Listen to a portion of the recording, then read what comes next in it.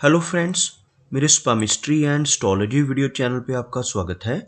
तो आज हम एनालिसिस करेंगे सैंड का और चेक करेंगे इसमें क्या क्या नई चीज़ें हमें सीखने के लिए मिलती हैं। तो एज यूजुअल शुरू करूँगा फिंगर्स के एनालिसिस से, उसके बाद चेक करेंगे फिंगर्स की सेटिंग को और माउंट्स को, और सबसे लास्ट में हम चेक करेंगे लाइंस को। इस तरह से पूरे हैंड का जो एनालिसिस है हम कंप्लीट करेंगे। तो चलिए मैं शुरू करने जा रहा हूँ, साथ साथ ड्रॉ करता जाऊँगा आपके लिए ताकि आपको समझने में कोई दिक्कत ना हो। दोस्तों, वीडियो शुरू करने से पहले आपको बताना चाहूँगा, यह जो नंबर आपको आपकी स्क्रीन के ऊपर नज़र आ रहा है, यह मेरा व्हाट्सएप नंबर है। अगर आप भी अपने हाथ की वीडियो बनवाना चाहते हैं या फ़ोन कंसल्टेशन लेना चाहते हैं तो आप हमें व्हाट्सएप के ज़रिए, सिग्नल के ज़रिए या फिर टेलीग्राम के ज़रिए मैसेज सेंड कर सकते हैं। यहाँ पर आप देख सकते हैं इनकी जो हथेली है कुछ इस तरह से एक स्क्वायर फॉर्मेशन में नज़र आ रही है, जो इंडिकेट करती है एक हार्ड वर्किंग टाइप की नेचर को। और अगर इनकी फिंगर्स की बात की जाए तो आप यहाँ पर देख सकते हैं फिंगर्स काफ़ी थिक हैं और सभी फिंगर्स के ऊपर आपको कुछ सीधी खड़ी रेखाएं नजर आएंगी। कुछ ऐसी खड़ी रेखाएं आप देख पाएंगे इनकी सभी फिंगर्स के लोअर फैलेंजेस के ऊपर मौजूद हैं। ऐसी रेखाओं का होना इंडिकेट करता है कि नेटिव काफ़ी मिलनसार स्वभाव का रहने वाला है। ऐसे व्यक्ति दूसरों के साथ अच्छे से तहजीब से पेश आने वाले होते हैं। काफ़ी अच्छी नेचर ऐसे व्यक्ति की रहती है। अगर थिकनेस की बात की जाए तो आप यहाँ पर देखेंगे फिंगर्स काफ़ी थिक हैं, जो इंडिकेट करती हैं बहुत ही अच्छी एनर्जी एंड स्टेमिना को भी।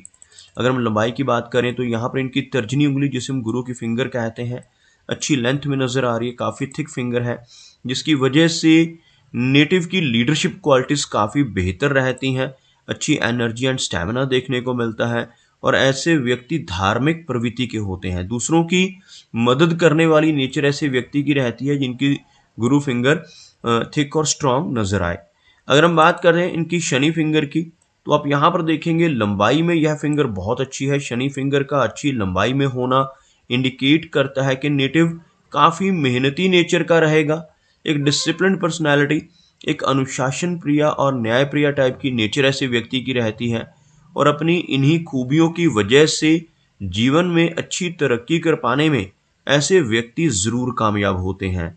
अगर हम इनकी सूर्य फिंगर की बात करें तो आप यहाँ पर देखेंगे लंबाई में यह फिंगर इनकी तर्जनी से ज़्यादा नज़र आ रही है। आप यहाँ से देख सकते हैं यह फिंगर लेंथ में अधिक है।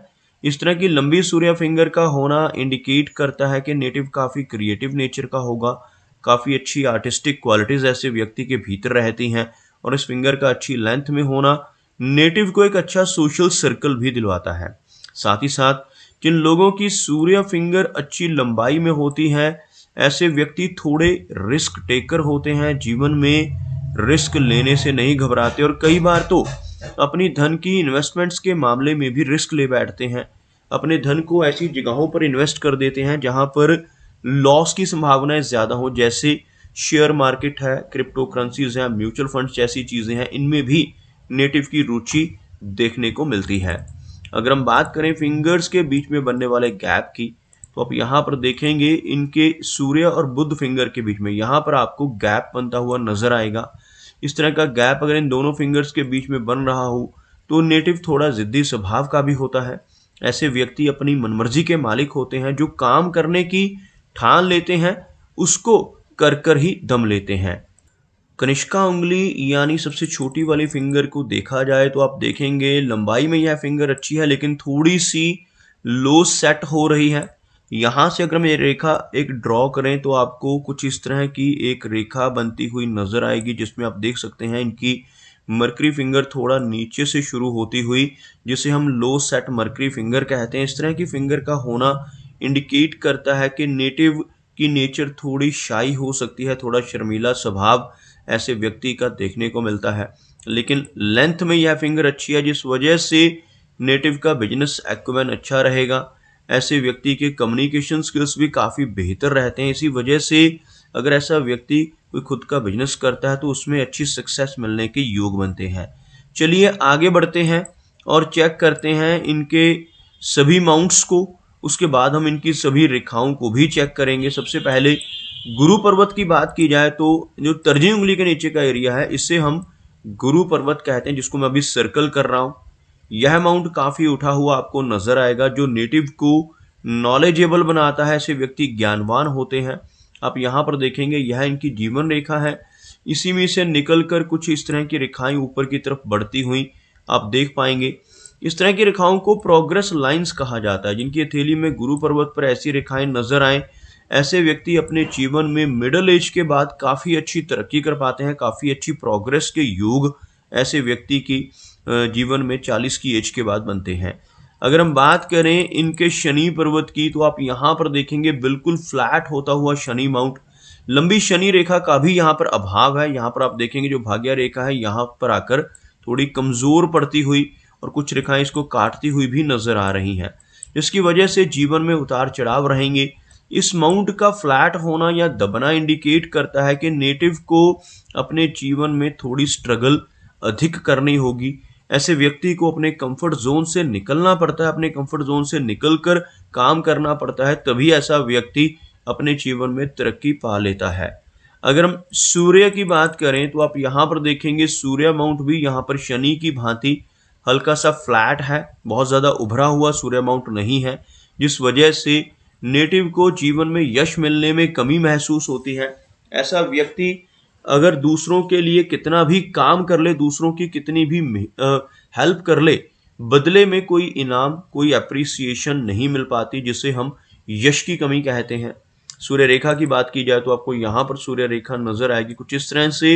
इनकी हार्ट लाइन के बिल्कुल ऊपर सूर्य रेखा की फॉर्मेशन होती हुई, जो नेटिव को लेटर एज में चलकर काफी लाभ दिलवाती है। ऐसे व्यक्ति को ओल्ड एज में पहुंचकर काफी बेनिफिट इस रेखा का मिलता है, जिसकी वजह से ऐसा व्यक्ति काफी अच्छी पहचान सोसाइटी में बना लेता है। बात करते हैं इनके मरकरी यानी बुध पर्वत की। थोड़ा सा लो सेट माउंट है, लेकिन काफी उठा हुआ मरकरी माउंट आप यहाँ पर इनका देख पाएंगे। इस तरह का मरकरी माउंट जिन लोगों का रहता है, ऐसे व्यक्ति का बिजनेस एक्यूमेन स्ट्रांग होता है और बिजनेस लाइन भी यहाँ पर मौजूद है। आप देख सकते हैं इस तरह की रेखाएं हाथ में हो तो ऐसा व्यक्ति बिजनेस के माध्यम से जीवन में धन कमा सकता है।